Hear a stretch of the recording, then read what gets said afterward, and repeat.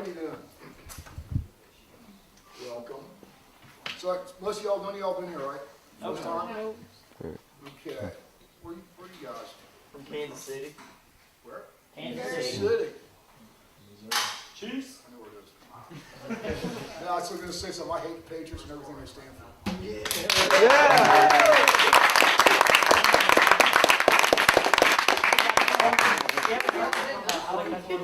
Cheryl, are you a New England fan? You. Okay, good. That is over right there. You're from Kansas City? Oh, hey, go Chiefs!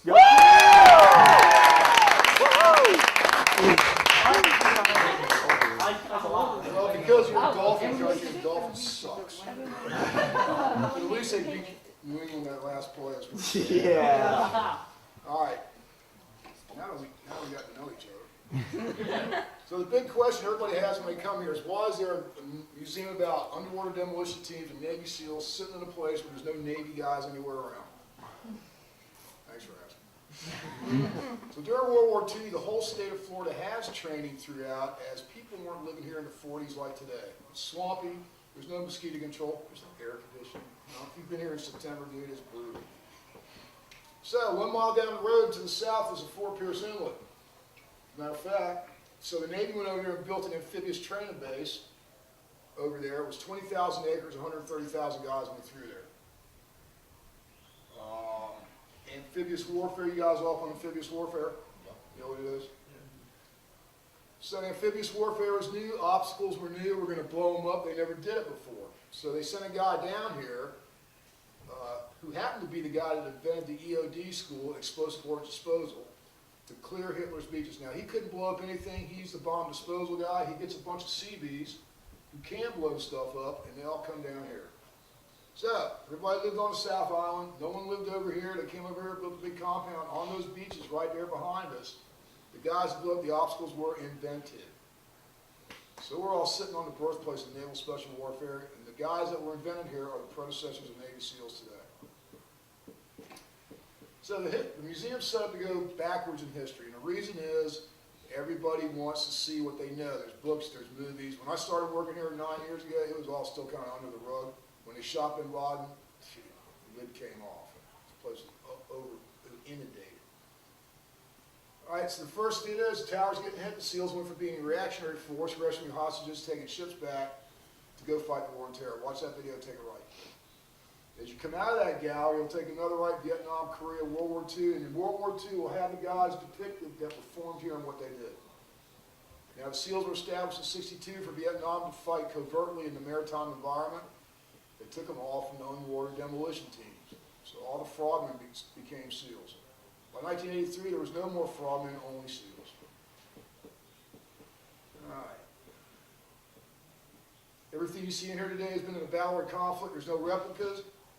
There's 2,500 active duty SEALs. They would like some more. They're not going to lower their standards to get more. They're in 40 countries every day. It's eligible for women. Crickets.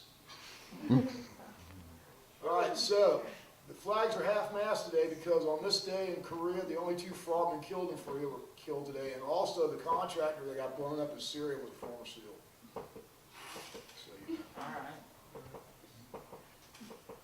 right, man. When you're in there, just keep it down because there's old people in there that get grumpy. I got a question. Questions? Go ahead. Alright. How am I going to hit this obstacle course? Probably pretty poorly. All right, so the obstacle course, there's a video out there telling you how to do all the obstacles. Some obstacles we've taken out that are in the video, but the hardest one out there is that Weaver, the one that looks like a roof with the bars across it. Oh yeah. That's Just the go deal up breaker and right then down. there. Yeah. Go Raiders. over under. No, sir. No, It's on the iPad. All right, questions? Comments? this place is going to be Complaints? cool. All right, man.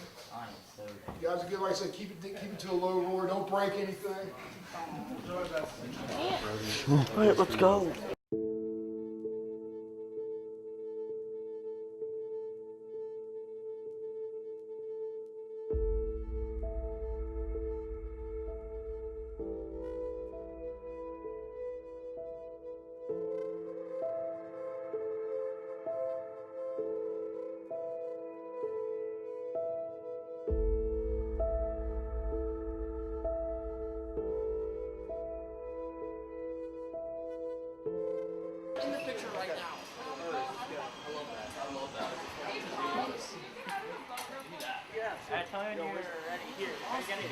You know what? Jump out for us.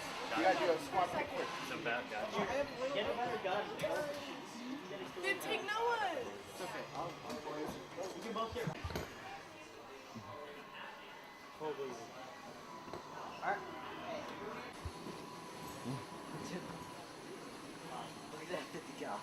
Dang. Yeah. Straight out. Bro, no. You can see. Hey, It's dodge not zone. lying. There you About go. the same. He died. Who needs a scope? Dude, he is the old. Yeah, the ultimate. Someone get a picture. Bro, let me get Right, the flip M60. reach in my left pocket. Hit her. I have a video. Pop an M60 real quick. These modes shoot 7.62, so you wouldn't need to. Nope, other way. Nope, go back. Go back. Here you I'm go. gonna go keep going, guys. Let me just T-pose real quick. That's so apex. That is so incredibly apex. Take it. Look at that. Oh my god.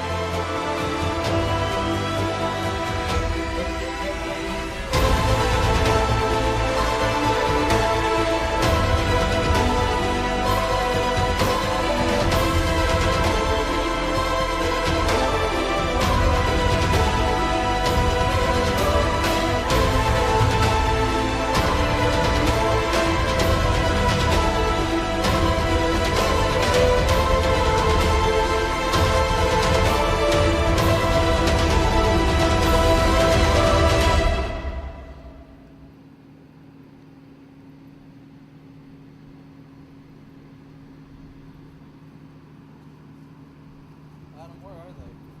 I think they're all in front. Hey. Hold on. Starting to gather in there again.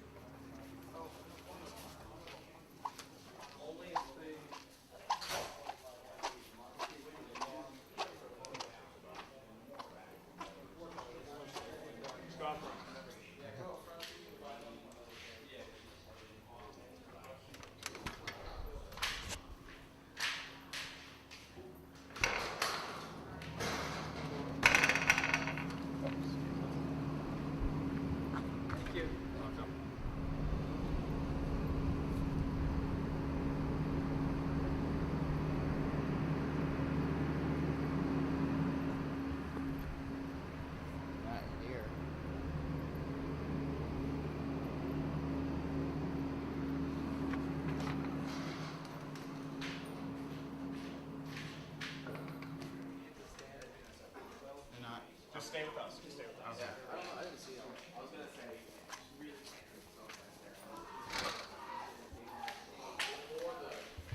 I think I heard you.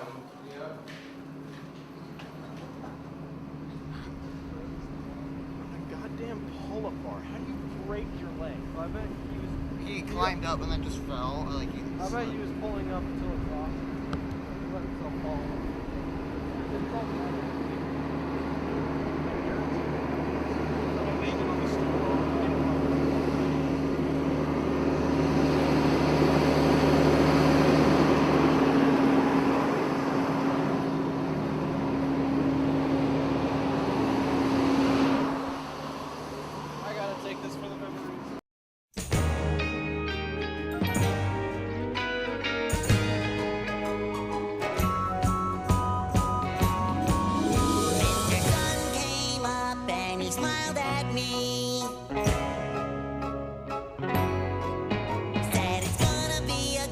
Just wait and see.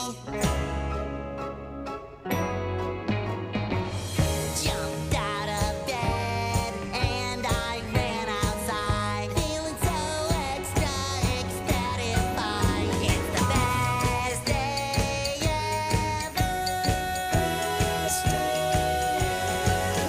It's the best day ever.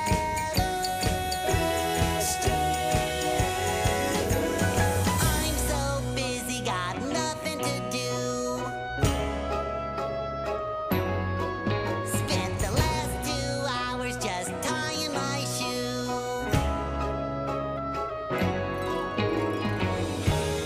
Every flower, every grain of sand is reaching out to shake my hand. It's the best day ever. It's the best day ever. Sometimes the little things start closing in on me. When I'm feeling down, I wanna lose that frown. I stick my head out the window and I look around. Those clouds don't scare me, they can't disguise this magic that's happening right before my eyes. Soon Mr. Moon will be There. Come on, Jackson. She's mine. She wanted to take a picture with me and you just took her away. It's the best day ever. I'm so busy, got nothing to do.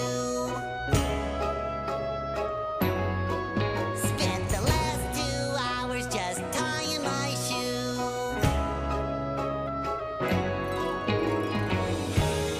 Every flower, every grain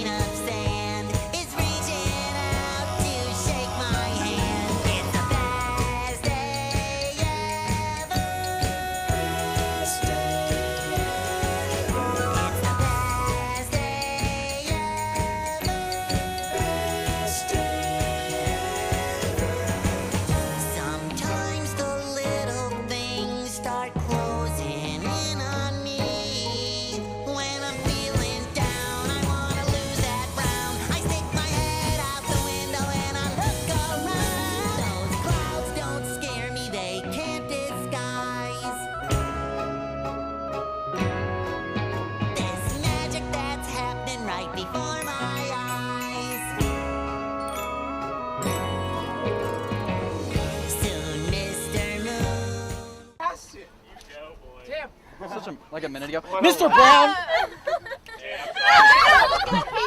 1 second.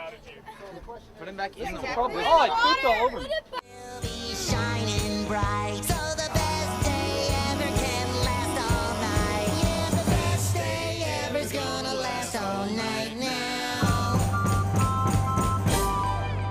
It's the best day ever. It's the best day ever. It's the best day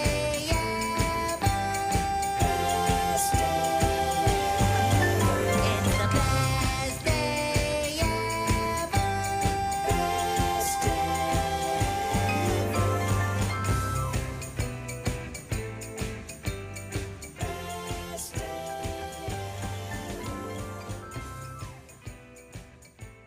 So here's what I like to do.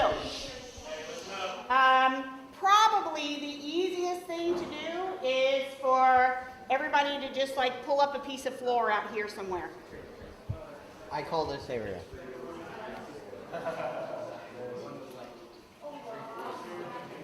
Partly because you guys are all way taller than me. Yeah, story time. Exactly. Oh boy, that is. All right.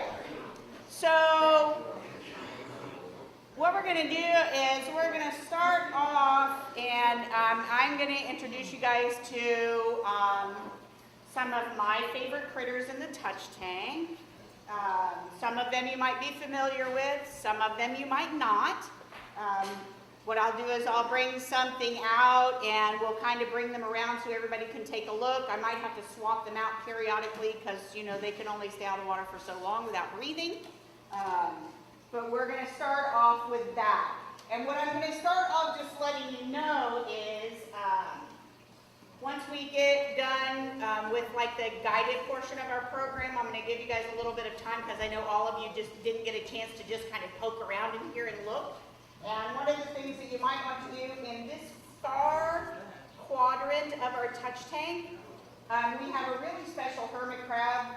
It's called a giant hermit crab.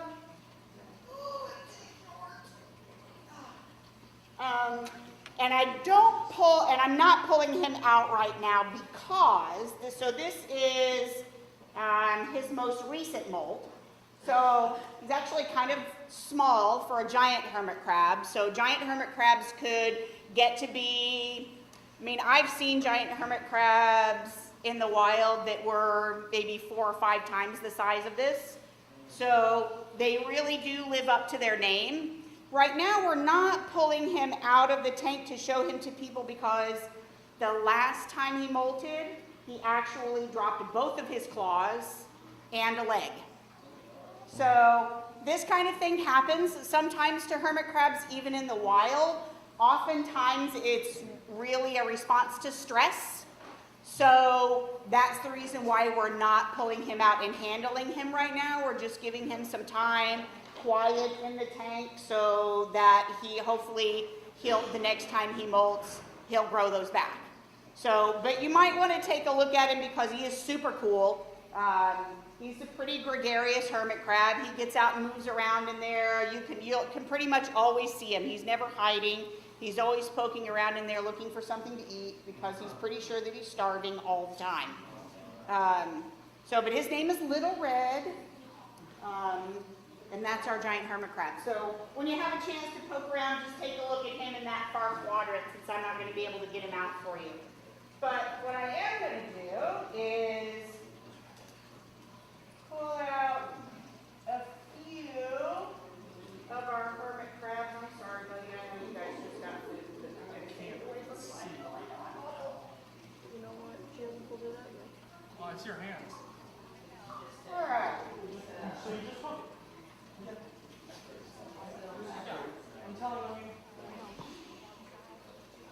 All right. So, if you'd like, what I'll do is I'll start this one up here. You guys can pass him from one person to another. Please try not to drop him on the floor. They object to that. This is the littler one. He's less likely to pinch. All hermit crabs are he's to me. There's no way to know whether it's a male or a female, so I just call them all he. So if you want to hold it flat on your hand like really still, it might actually come out and crawl around on your hand, or it might not. Or if you want to just take a peek inside, you'll be able to see him tucked in there and hiding. No, you won't want to hold him. That's okay. Enough pain as is. Oh, he doesn't pinch that hard. He's just a tiny little hermit crab. So, you guys, how many of you guys know where hermit crabs get their shells? They steal them. They do sort of steal them, not always. Okay, you guys want to start this one around? So this one I will tell you is the bigger one, and it does sometimes pinch. It's not brutally painful, but sometimes if you hold it flat on your hand when he comes out, one of the first things he'll start doing is pinching on your palm. It's not going to draw blood.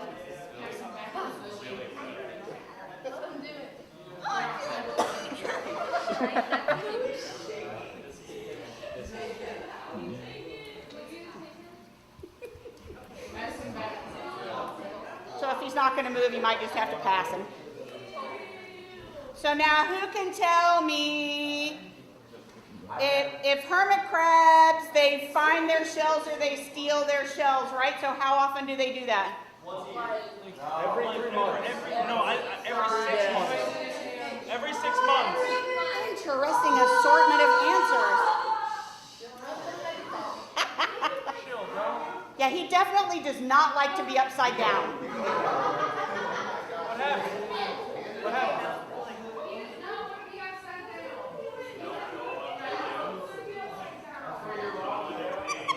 No one wants to be upside down. That's awesome.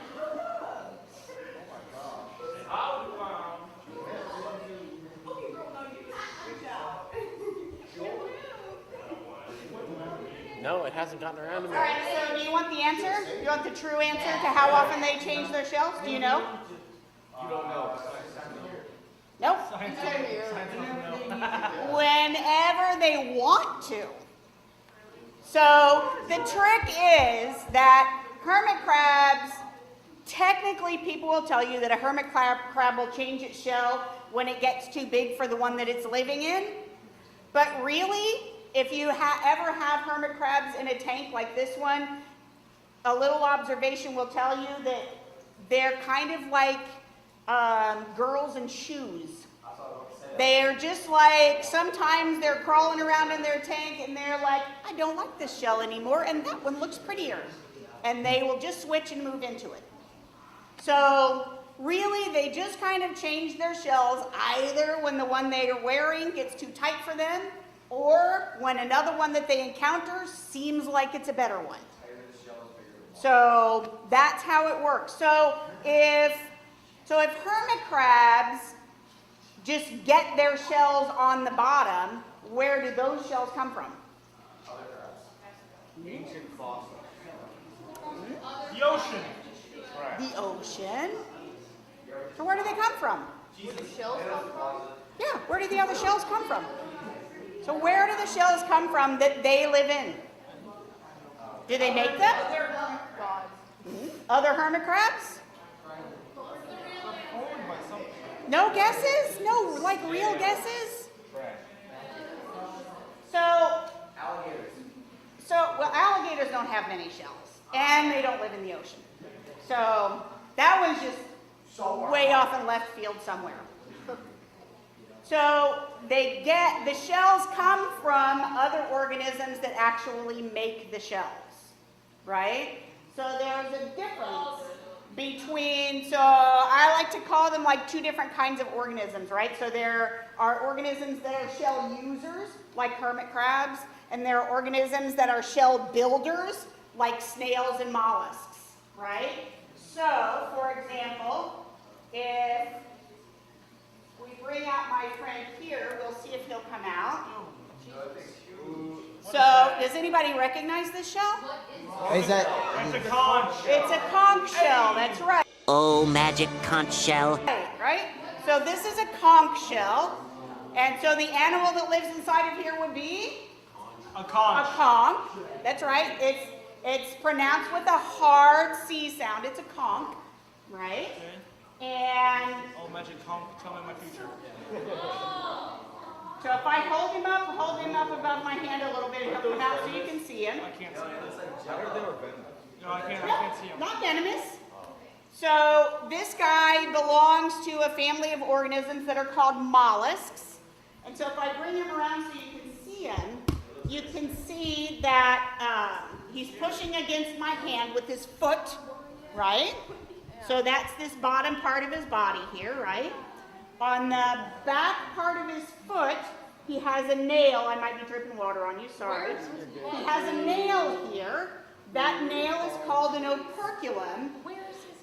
So the front of his body is here.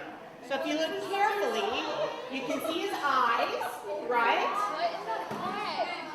So, and you can see this thing, the green thing right here. So that is like the conch's mouth. It has a specialized name. It's called a radula, right? And what he does really is, he's got on the inside, it's really more like a tongue than a mouth.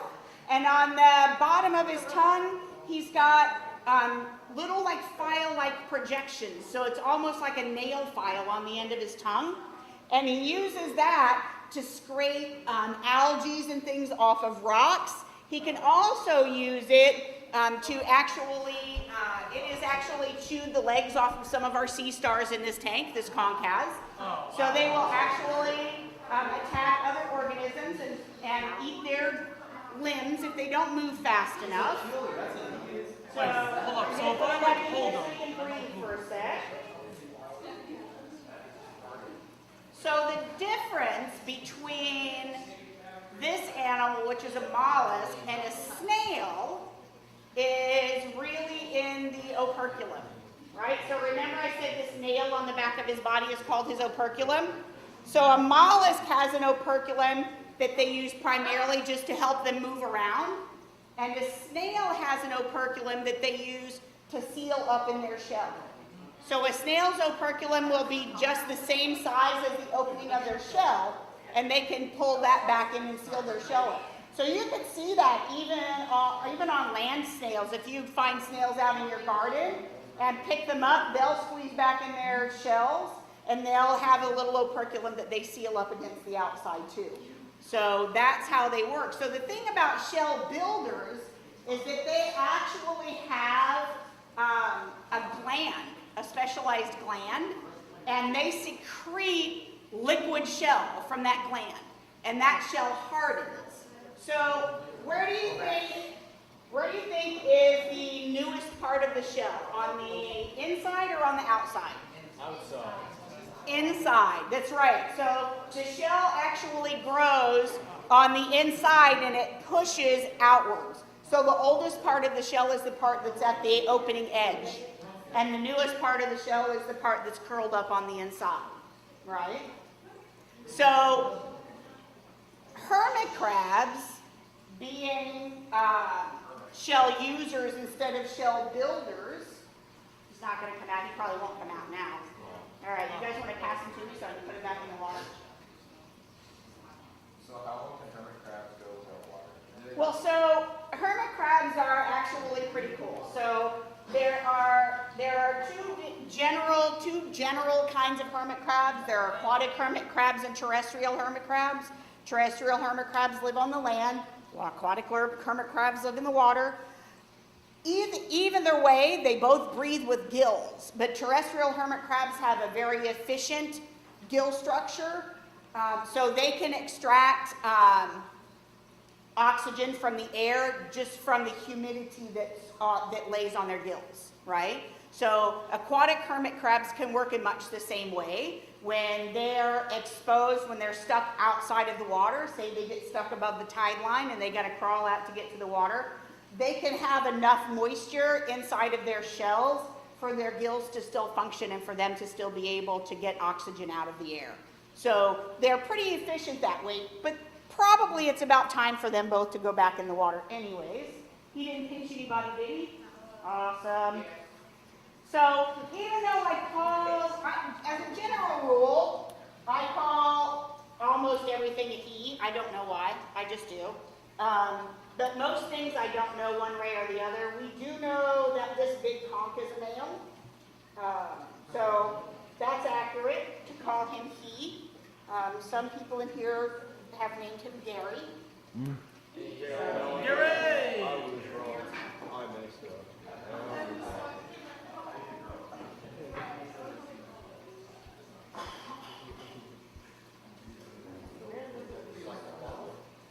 I got a question. Okay? So this like shrimp thing, is this a shrimp right here? Is it red and white? Yeah. Yes. So that shrimp is like making a white ball. What is that white ball? He's probably not making a white ball. He's probably picked up a piece of shrimp that we fed them. So my coworker fed everybody earlier today, and they got fed just some little pieces of shrimp. And so he's probably has snagged one. Yeah, he's been like rolling it on the top, and when you reached in to grab that conch, he retreated into his table. Oh yeah, yeah, he's got a piece of shrimp. So yeah, he's kind of a little cannibal. So you're feeding shrimp. We're feeding shrimp. That is Right? That's, inhumane. yeah, it's kind of creepy, isn't it? Yeah. Yeah. So, all right. So there are a couple of things I want to show you with this guy. Did I just fling water on you? I'm sorry. Don't worry, it feels good with some. So what is that? Starfish. Only now oceanographer, ocean marine biologists have decided that we're not going to call them starfish anymore because they're technically not a fish. Oh, too bad. So now we call them sea stars. So there are a couple of things that I want you to be able to see about this guy, and then I'm going to let you pass him around just really gently.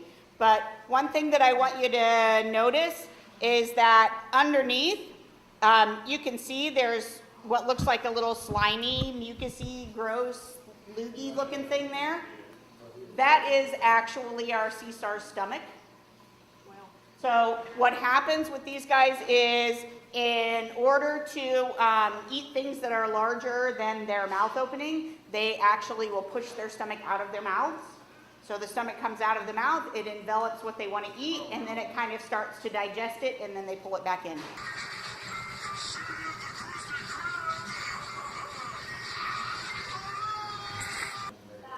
Super cool, right? Yeah, super cool.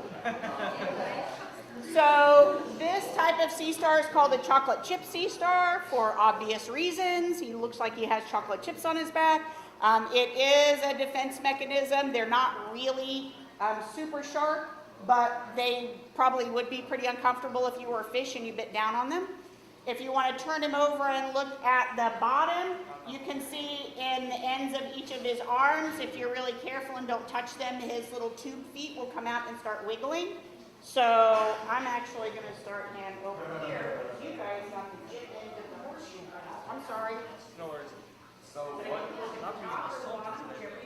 what kind of sea fish or sea star was Patrick from SpongeBob? Like, was he an actual one? Patrick from SpongeBob is an imaginary sea star. As far as I know, he does not accurately represent any actual sea stars. What type of sponge was SpongeBob? A SpongeBob looks like a kitchen sponge to me. I think that's how they actually meant to design him. Do what? I think that's how they meant to design him. Yes. If he was an actual like sea sponge, no one would recognize that he's a sponge. That's it exactly, because sea sponges don't really look like anything that we think of as sponges, right? So, the couple of other sort of interesting things about sea stars while that one's coming around. Look for their tube feet. They have hundreds and hundreds of them in each arm. At the end of each arm, they have an eye. Okay? So you can't really see it. It's tiny, tiny, tiny. And the eye at the end of each arm doesn't like see stuff, right? Really, all it is like a photocell. So it can tell the difference between light and dark, but that's really all it does. It can't really do anything else more interesting than that. I used to have a couple of other sea stars in here that weren't chocolate chips, but I cannot find them right now. So I'm either going to assume that the conch completely ate them, or they are hiding really well. So tell me the conch is eaten. Oh boy, this conch is really I think the Kong needs to go to solitary confinement. What are the purple things again? Can I have something to eat? No. 2 feet.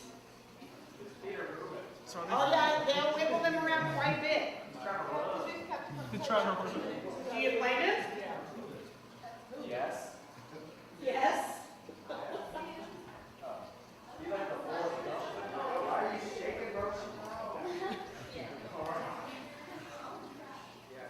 Look at the blue fish. Alright.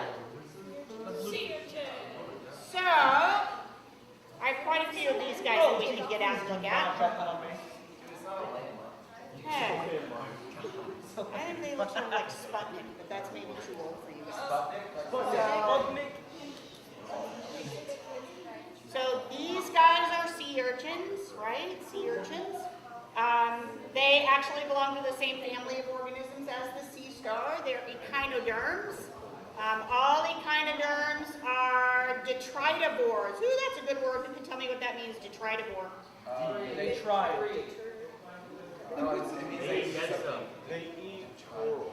They hunt with triton. Yes. They try. All right, how many of you guys may have ever heard the word detritus before? Anybody? I've heard tritus. Sounds good. So look at all the good vocabulary you get by visiting the Manatee Center. So detritus is essentially any kind of stuff that's on the bottom. It's rotting vegetation, it's pieces of dead decomposing organisms, it's anything that's on the bottom, right? So a detritivore crawls around on the bottom and picks up all of that stuff and eats it, right? So they're basically the cleanup crew, that's right. So these guys and starfish are mainly detritivores. So what I'm going to do is I'm going to start them around. You guys can share them off a bit. I'm going to start this one right here. I'm going to start... So this seems like alive? So, it is... Zane, do you want it? If you hold it in your hand and if you kind of cup your hand just a tiny bit so that all of the spines don't sit down nice and flat, they'll almost always move. But they should wiggle around a little bit anyways. Yep. So the spines will move around. Don't these have like Some types of urchins do. This particular species of urchin does not have any venom or poison.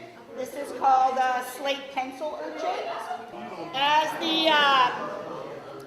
the urchin is coming around, if you haven't gotten it already, if you flip it over and look at the bottom of it, you'll be able to see its mouth right in the center. I think one of them has a piece of shrimp on its underside. So they actually have, their mouth parts are almost like a bird beak, right? So these are the mouth parts of a sea urchin. So if you guys want to take a look at those, I'll pass those around. You can look at them. That's sort of like the hard part of the body of a sea urchin. We did lose a spiny sea urchin out of this tank a couple of months ago. So that's where the mouth part came from, and that's where this came from. So if you see one of these ever on the beach, you'll know that sadly it's a dead sea urchin. But it's kind of interesting. While I'm trying to get my hands to dry out a little bit before I take her out of there, I'll tell you a little bit about it. So, our little snake, her name is Diego. She's a female, and she's a red rat snake, which is also oftentimes called a corn snake in the pet trade. Very, very common pet snake. It is also a very common snake in most of the eastern United States. So you can find red rat snakes just about anywhere in the eastern U.S. They're very common snakes in Florida. Red rat snakes are constrictors. So that means what? They squeeze. Right, they squeeze the prey. What if I become like first? Then you just whoa. Good lord. It's a long one. Jesus. Yo, that's looking kind of big. Oh, I want it. pick up the log and just drop. That's freaking long. So that is definitely not her preferred method to come out of the jag. I love snakes. Snakes are my Where's her favorite. head? Where the right there. Bro, Kyle, All right. So, how many of you guys have held snakes before? Some of you have.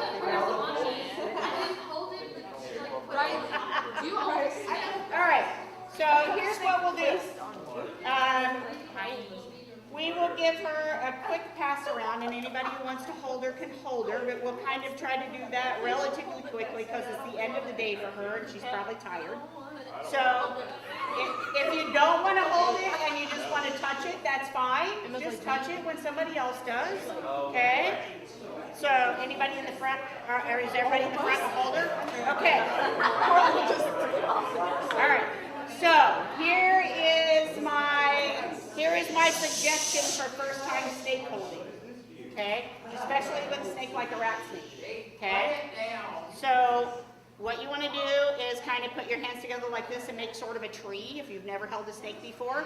That gives her, see how she's got lots of places to hold on to my fingers? That gives her a nice feeling of security and she doesn't feel like she's going to fall. You want to, even if she starts moving, you just want to make sure that you're supporting most of her body all the time because it makes her really uncomfortable if you don't. Okay? All right. There you go. So let's get your thumb inside of there. There you go. Just give her a little place to hook on to. she's so cute. She is adorable. Down at we have a white How do you train? albino. You can transfer it. Yeah, it's through me and it's Okay, you ready to switch her off? Yeah. Okay. Come on, baby girl. That's my girl. Do they like animals?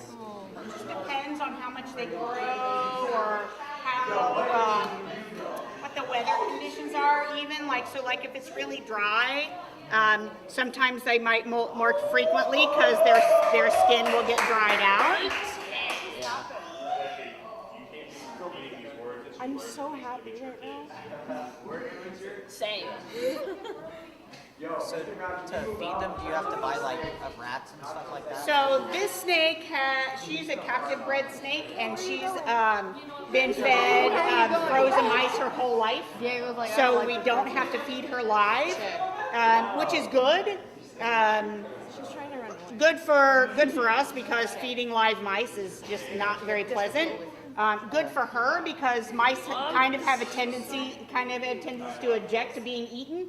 And so they fight back. She said, And they can injure, a live mouse can injure your snake. so dramatic. Sometimes fatally.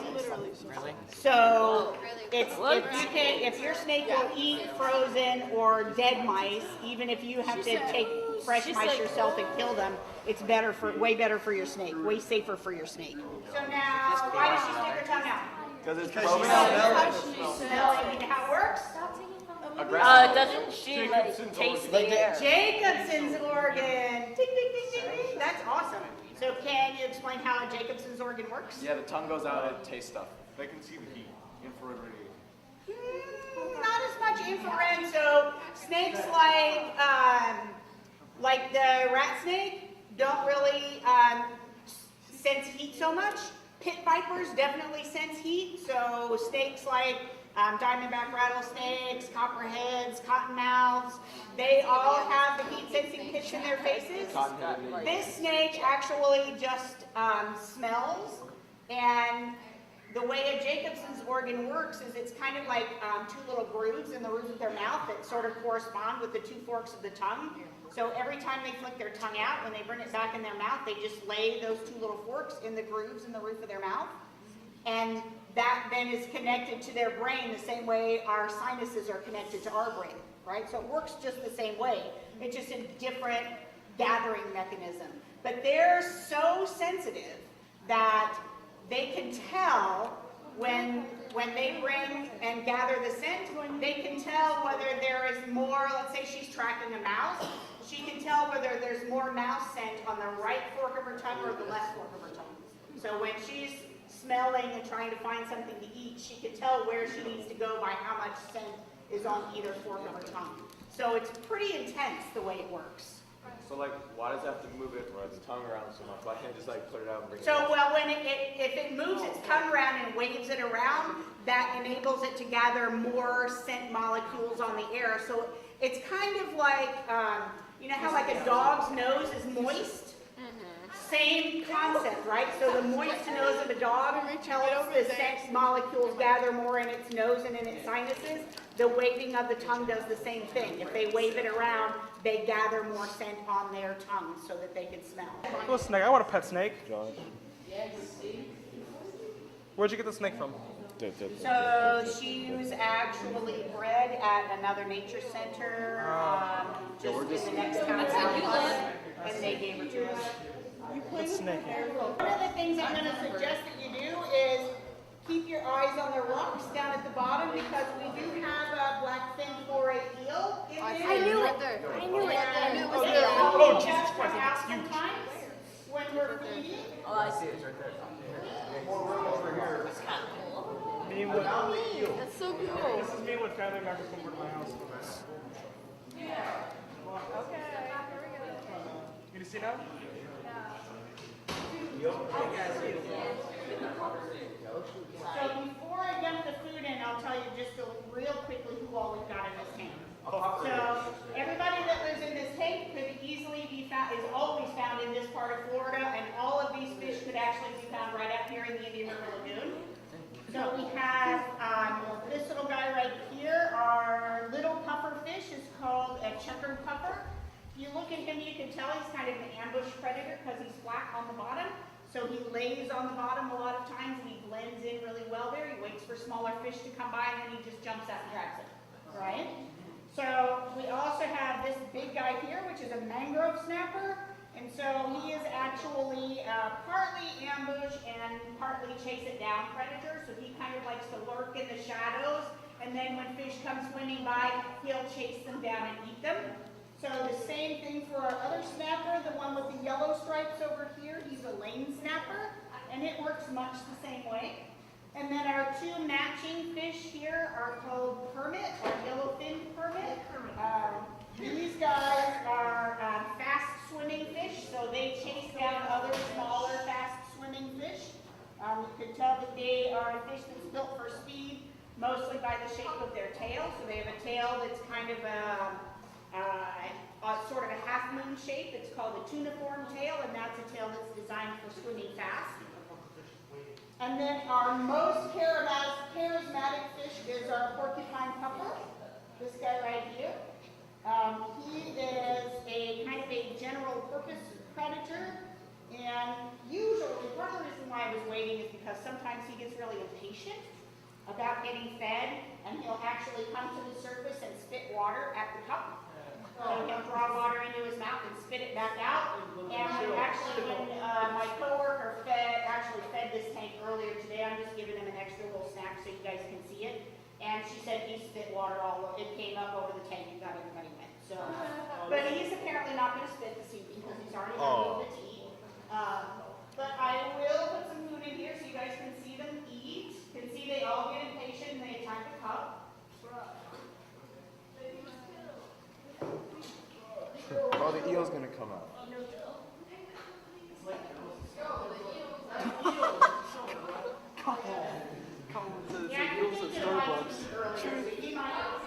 Hey, hey, hey. No, he's just a moray. You know what? If y'all stop Kinda. moving it on my side, maybe he'll come out. Yeah, he's coming out. Riley's right here. So we only have two fish in this tank that have names. The eel has a name. He was the Bruce. from a contest we had. The local people came in, visitors came in, stop kids got to moving. drop a name in a basket, and then we drew a name out. And Danger Noodle is the name. Yeah! I love that. Noodle. No bro.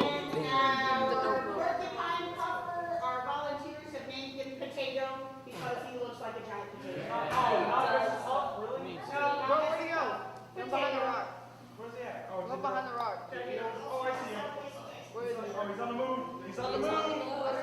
There's his tail. There's his tail. Oh. Yeah, we just look on that far. It was like 360. Elon Musk. Yes. I guess all these guys made friends except for Eel. I'm sorry, Eel. We'll put you back in Hudson. The eel's getting bullied, y'all. Oh, hey! Just let him come out. Jesus. Swear to God, that Come out. I don't know. The eel. That's happening right before my eyes. Soon Mr. Moon will be shining bright. So the best day ever can last all night. Yeah, the best day ever's gonna last all night now.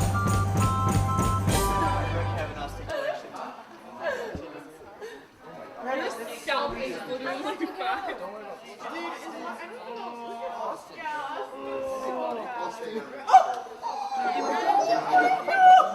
I told you he'd be worse. Guys, be sure to wear sunscreen. I wore a little bit, but I didn't wear enough, or else you'll turn into a tomato. So cool. Interim president until Brody is able to return. It's gonna be me because my wallet's around your neck right now. Hold on, Major already knows. That's my wallet. Calling it out. So, would the owner of this wallet please step forward and accept the title and the new status as interim president of the Forgetters Club?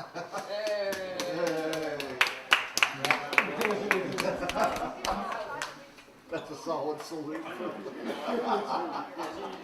I mean, honestly, I don't know. All right, playing strip cards against humanity. Shut up! Hunter, it's not that deep. Shut up, Brad. Oh my God. Emma, why am I sticky? Lactation. Now that's deep. Why am I sticky? Danny DeVito. Yo, what do people are scared? Why am I sticky? Tearing that ass up like wrapping paper on Christmas morning. Yo, it be like that sometimes for real.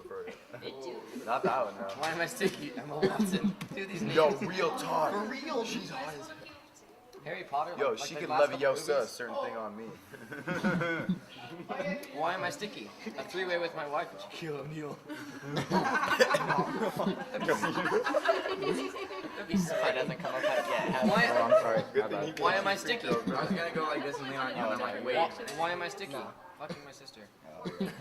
We don't turn our back on family. Why am I sticky? The heart of a child. Yeah. That's not. It's gross. You go down. Play that, you're sick. Why am I sticky? Chemical weapons. Yo, That's a pretty good one. Dude, it's between lactation and Danny DeVito. I think you gotta give it to Danny DeVito, not gonna lie. His scored is Danny DeVito, he's cheating. I think his was right. Yours was. His was definitely lactation. No, I thought yours was. No, his was Danny DeVito. What? What was your card? Then again, It doesn't matter. you're not supposed to. Can you imagine a three-way with your wife and Shaquille O'Neal? Yes, actually. Been there, done that. Wasn't worth the money. Now, have your boobies ever leaked? My personally, No, mine friggin' have because they're crying. I'm gonna go with Danny DeVito. Give me that card. Slapping the Oh, chest. I told you.